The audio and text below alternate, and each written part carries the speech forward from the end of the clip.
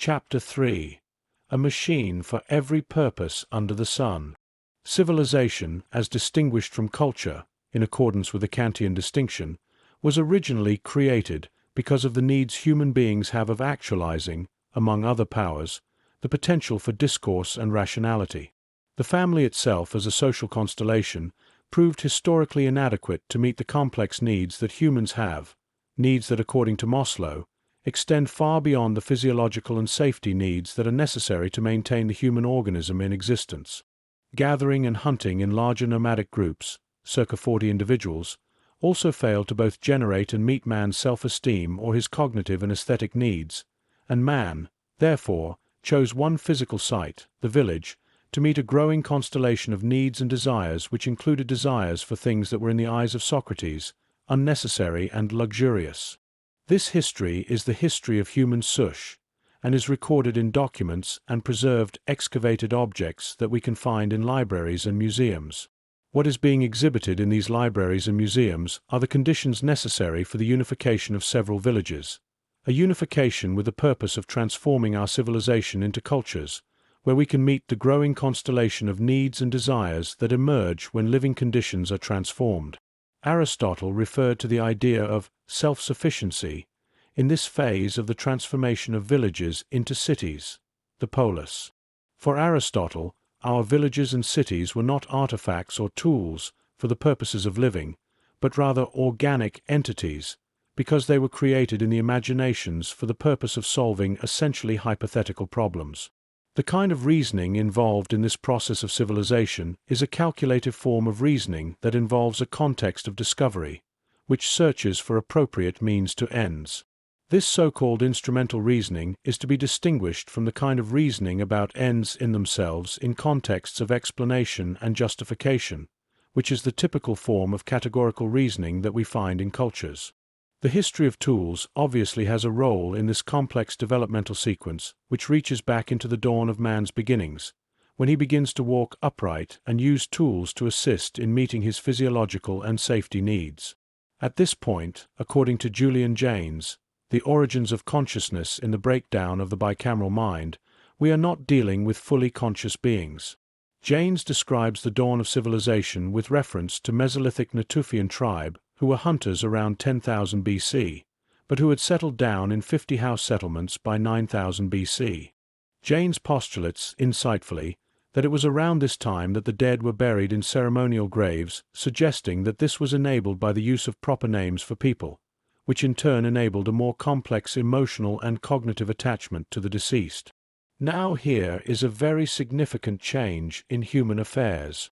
Instead of a nomadic tribe of about 20 hunters living in the mouths of caves, we have a town with a population of at least 200 persons. It was the advent of agriculture, as attested by the abundance of sickle blades, pounders and pestles, querns and mortars, recessed in the floor of each house, for the reaping and preparation of cereals and legumes that made such permanence and population possible. This was more like the villages that Aristotle may have had in mind when he talked about the organic development of civilization into the polis, an entity of about 200,000 persons, if Athens was taken to be the typical model. The head of the town was like a god who emerged as a leader because of obvious leadership skills that related to the needs of the time. Already at this time, the burial procedures for these leaders were very different to the procedures for the burial of the ordinary village dweller. By 5000 BC, Jaynes notes that cities of 10,000 dwellers were not uncommon around the Nile Delta. The facts, then, support the Aristotelian thesis of the development and organic-like growth of our communities in accordance with a hierarchy of needs and wants postulated by Maslow and Freud amongst others. By the time we get to Socrates harassing people in the agora over what they think they know, the potentialities of capable of discourse and rationality have begun to be actualized, and the agora is the scene of so much more than sensing, moving animals striving to survive. It is the place of what Wittgenstein referred to in his later work as the hurly-burly of human activity that constitutes an Aristotelian hylomorphic form of life. Language, as we can see in the Platonic dialogues, has advanced into a self-reflective stage where it is searching for a method and the principles, archi, behind phenomena. At this stage, language is no longer used unreflectively as an instrument to accomplish everyday instrumental goals. It has become the constitutor of a kind of experience many wish to use the term consciousness to designate. Janes tied consciousness and language use very closely together, focusing upon the mechanism of metaphor and analogy. One needs language for consciousness. We think consciousness is learned by children between 2.5 and 5 or 6 years, in what we call the verbal surround or verbal community. It is an aspect of learning to speak. Mental words are out there as part of the culture and part of the family. A child fits himself into these words and uses them even before he knows the meaning of them. A mother is instilling the seeds of consciousness in a 2 or 3-year-old, telling the child to stop and think, asking him, "What shall we do today?" Or, "Do you remember when we did such and such or were somewhere?" And all this while metaphor and analogy are hard at work. Janes, 1986.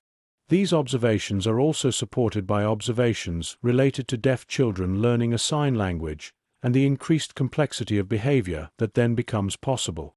Is what Janes doing science? He certainly thinks so, and if language is a tool, then what he is talking about would be part of the Aristotelian canon of the productive sciences. For the later Wittgenstein, language was used to play games in accordance with rules that determined our moves in these games. For Kant, these rules were related to the categories of understanding/judgment, and for him, language use was more than just a game following rules. It was a tool for expressing and communicating ideas and rational processes using the categories of the understanding and the principles of non-contradiction and sufficient reason. For Wittgenstein, references to language games does not rule out the telos or purposes of these games, such as giving orders and obeying them, reporting an event, speculating about an event, forming and testing a hypothesis, asking, thanking, cursing, greeting, praying. Wittgenstein, Philosophical Investigations, page 12e. Wittgenstein continues this reflection on the different uses of language by specifically comparing the multiplicity of the ways words are used with the multiplicity of what he calls the tools in language. The interesting fact about these different ways of using language is the choice of beginning with the imperative form of language that we find in ethical discussions. The method of observation involved in the language games of reporting an event would be irrelevant to the imperative uses of language. Reporting the events of promising would not, that is, be relevant to discussing whether one ought to keep promises. The explanation/justification of promising would eventually for Kant invoke the categorical imperative, which orders us to act in a certain way according to a certain principle. These forms of language, Wittgenstein continues, are as much a part of our natural history as walking, eating, drinking, playing. Page 12e. Weizenbaum, in a move reminiscent of many analytical philosophers, wishes to relate our use of tools to the solipsistic mental activity of imagining. This is an interesting hypothesis entertained by many philosophers in the past, and can be linked to Heidegger's view of Kant's work, in which reason was replaced by an idea of the transcendental imagination. Weizenbaum, however, does not attempt to reduce the part we play mentally in this process to imagining, but he does say the following: "But tools and machines do not merely signify man's imaginativeness and its creative reach, and they are certainly not important merely as instruments for the transformation of a malleable earth. They are pregnant symbols in themselves. They symbolize the activities they enable, i.e. their own use. An oar is a tool for rowing, and it represents the skill of rowing in its whole complexity. No one who has not rowed can see an oar as truly an oar." Page 18. The author continues with the claim that tools then become pedagogical/cultural instruments, and this transcends their purely civilization-building instrumental uses. This transcendent use is part of another telos, namely, that of language, whose purpose is to symbolically recreate or represent the world it is about. Machines are complex tools, and like tools, are extensions of man's natural powers. The more complex our tools become, the more our relation to nature becomes less instrumental and purposive, related to necessary human needs, and more a matter of dominating or mastering the forces of nature for the purposes of unnecessary desires, e.g. the desire to win a war. Such unnecessary needs and desires have the potential to destroy all of civilization, a proposition supported by both ancient Greek oracles and Socrates. This process began with the simple creation of vessels that could transcend the limitations of our locomotion in a space that was confined to a particular territory. Ships, for example, would eventually circumnavigate the Earth. This process continued with telescopes, which, because of the intimate correlation of space with time in our space-time matter continuum, gave the impression that we can observe the passing of time, that, as a matter of fact, is a mistaken description of what is occurring. Time, as Weizenbaum notes, could be calculated by events such as the shadows cast by the movement of the sun around objects, or by the time it takes us to complete various everyday essential tasks such as walking to the agora in the morning and returning during the evening. In relation to this issue, Ecclesiastes claimed all purposes are ultimately enclosed in the life that comes to be in the world, being born, and ceases to exist, dying.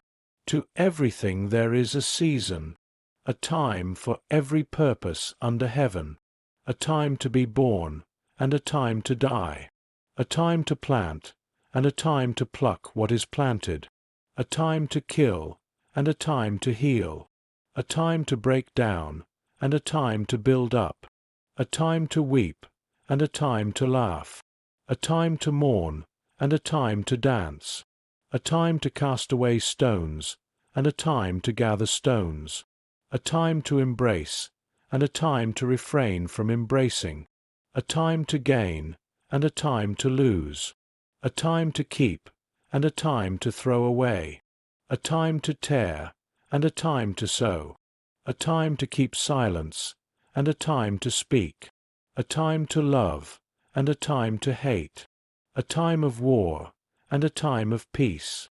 The Bible, NKJV. The time of human purposes has, we know, been transcended by the scientific calculation and explorations via telescopes of the surrounding universe, and this perspective, perhaps more than any other, diminishes the importance of the time Ecclesiastes talks about. What Ecclesiastes discusses, however, is probably typical of the kind of discussions that were being conducted in the Athenian agora in the name of eudaimonia, leading the good-spirited, flourishing life. The time of the scientist and the time of the prophet, i.e., are at odds with each other, requiring the philosopher to find a middle way. Aristotle's definition of time attempted this in accordance with the principle of the golden mean. Time is the measurement of motion in terms of before and after. This definition, in the scientific view, has been surpassed by Einstein's relativity theory, in which it is claimed that, whether an event is simultaneous with another event or comes before or after it, is relative to a system of coordinates. Weizenbaum refers to this moment as the creation of a new scientific reality that supplanted the old reality, the one defined by Aristotle. It is not clear what is being said here. The author quotes Mumford's claim in the work Technics and Civilization. The clock literally created a new reality.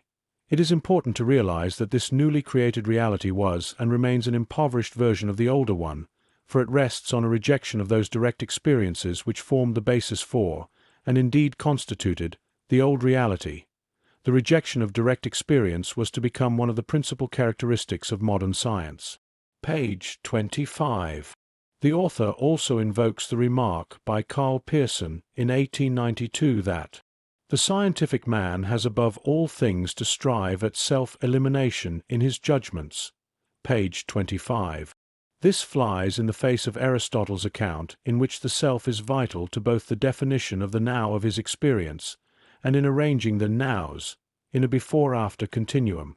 If, for example, Socrates is convicted after giving his apology in court, there is no possible world in which he could have been convicted before that speech. Weizenbaum, then, surprisingly claims that this attempt to eliminate the self involves eventually the attempt to transform human intelligence into an artificial form of intelligence of the kind we find in our machines. That the clock is the machine that helps to bring about this is part of the author's case, as is the claim that the computer was helping humankind avoid several impending crises that would inevitably hinder the development of civilization into a more advanced form of culture. Apparently, the military were feeling the need to analyze large volumes of information and believed the machine was the most appropriate solution to this problem, an attitude that reaches back to the first of the new men, Descartes, who was spending his time helping the military design the war machines/tools of the time. There is no doubt that under certain time constraints the ability to calculate quickly is advantageous and, for a certain kind of tasks, the computer is indispensable. But where speed is not the decisive factor, it is not clear that computers are significantly helping us to eliminate the self from the chain of information processing and decision-making. The denial of the self, i.e., may be a form of an attempt to master the self which requires, paradoxically, denial of the knowledge we have accumulated in relation to the self over millennia. Insofar as this is happening, it is the extent to which man is becoming more zombie-like, more like the slave-like machines he has designed to satisfy his necessary and unnecessary needs and desires. Phenomenology responds to the challenge to reinstate experience by the curious attempt to abandon all normal forms of explanation and justification in favor of what it calls description. It does this via what it calls a phenomenological reduction, which places the world in brackets, a process that refuses to entertain the kind of objectivity conceived of by scientists, a process closely allied with the activity of observation. Heidegger is one of the foremost phenomenologists and has this to say about one important mode of being in the world. The being of those entities which we encounter as closest to us can be exhibited phenomenologically, if we take as our clue our everyday being in the world. The kind of dealing which is closest to us is, as we have shown, not a bare perceptual cognition, but rather that kind of concern which manipulates them and puts them to use. And this has its own kind of knowledge, being in time page 95. Here we see the bracketing of our interpretative tendencies operating in a phenomenological reduction, and we also see the revelation of a type of concern that otherwise remains concealed. Heidegger refers to the Greek term of pragmata, and translates this as equipment. Another possible term for this type of concern is the more technical term of instrumentality. The essential characteristic of such an instrumentality is that it is a relational characteristic in which there is an assignment or reference of something to something. In such a totality of instrumentalities, each item belongs to the others in the way in which an inkstand, pen, paper, ink, table, lamp, furniture, windows, doors and room belong in a connected totality. The pen signifies the skill of writing, and Heidegger calls this meaning of being ready to hand, a form of knowledge that manifests itself in a kind of awareness he calls circumspection, an awareness which is a typical non-observational form of awareness, often encountered in all forms of acting and working. Writing is the work involved, e.g. writing an article or a book or essay. In this work, we also encounter entities of the kind of Dacian, human being there, that have an essentially temporal nature. Time, as Ecclesiastes suggests, is linked to this kind of concernful circumspection, and even the clock itself is used as a tool. Should anything go wrong in this kind of dealing with the world, e.g. the clock has stopped, then the clock emerges from the totality in which it is embedded as a thing that can be observed present at hand. It loses its essential character as part of the instrumentality of writing at the table by the window in the study. The clock becomes conspicuous and loses its insertion in the totality of equipment needed for the work. When our writing is disturbed by a clock that has stopped, the circumspective attitude is transformed into a form of consciousness of the tool which Heidegger calls presence at hand, a form in which it emerges from its immersion in a totality of involvements into an observational field, and the object then becomes the object of a judgment. The clock has stopped.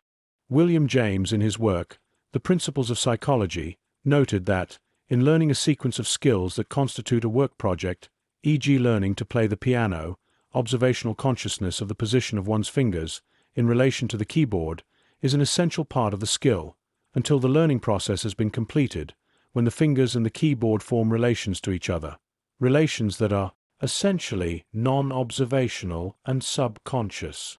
This kind of skill was obviously important for all civilization-building activities. So my relation to the words I speak is not that of someone listening to what I am saying, but rather is a part of this relation to being that Heidegger calls ready to hand. My words, that is, are like tools that are used circumspectfully, and are inserted in a totality of involvements that Wittgenstein urges us to analyze non-phenomenologically. Certainly, when I speak, insofar as Wittgenstein is concerned, I intend to speak, but one should not then attempt to describe my internal state of mind, but rather describe human actions, institutions, and customs.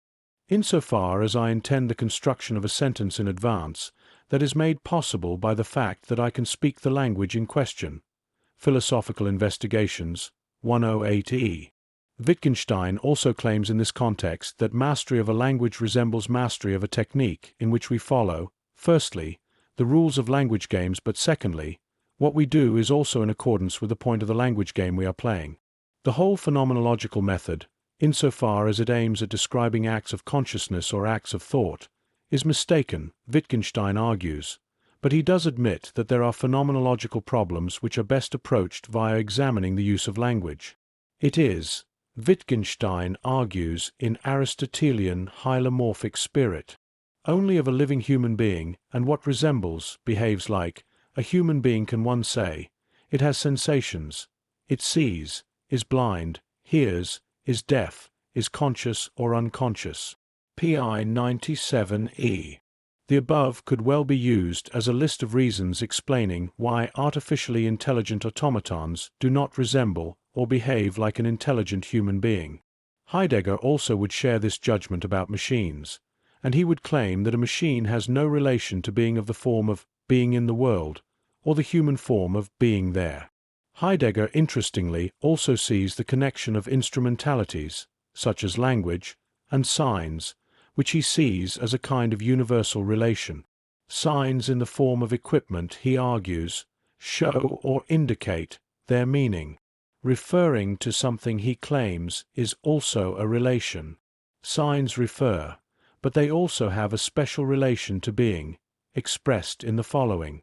A sign is not a thing which stands to another thing in the relationship of indicating. It is rather an item of equipment which explicitly raises a totality of equipment into our circumspection, so that together with it the worldly character of the ready-to-hand announces itself. Being and Time, page 110. Heidegger then elaborates upon this by claiming that the being of words and of language are both founded upon the notion of significance. Page 121. There is a certain affinity with Aristotle's insistence that the power of discourse is part of what is essentially human. The way in which discourse gets expressed is language. Language is a totality of words, a totality in which discourse has a worldly being of its own. Language can be broken up into word things which are present at hand. Discoursing or talking is the way in which we articulate significantly the intelligibility of being in the world. Talking is talking about something. Being and Time, pages 204-6. A computer language shares very few of these characteristics, and perhaps this is as much as a metaphor as intelligence is, when used in the phrase artificial intelligence. A computer language is not used for discourse, but is rather a kind of code that relates to another code, a machine code. Heidegger very rarely engages directly with Aristotle, but he does often speak about the Greek language.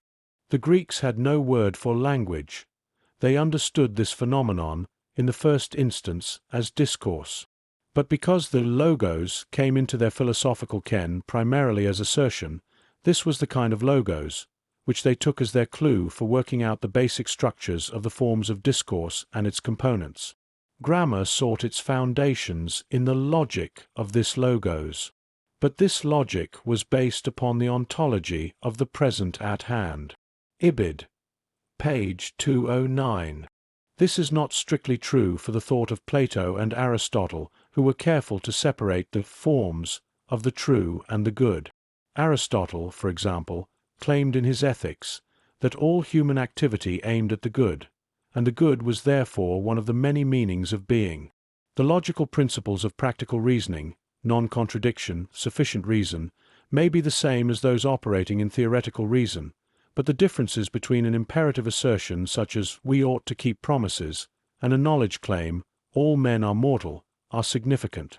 Reducing the one form to the other involves ignorance of these differing categories and violations of the principles of non-contradiction and sufficient reason. Heidegger clearly feels he is liberating discourse from logic, but what he in fact is doing is invoking and attacking one of the tenets of the new men who sought to demolish the meaningful structure of ethical discourse and other speculative forms of discourse. Liberating modern discourse, of course, is important work. But accusing the Greeks of ontological mistakes, when two of the greatest of them gave us the tools to avoid these mistakes, is a somewhat surprising move.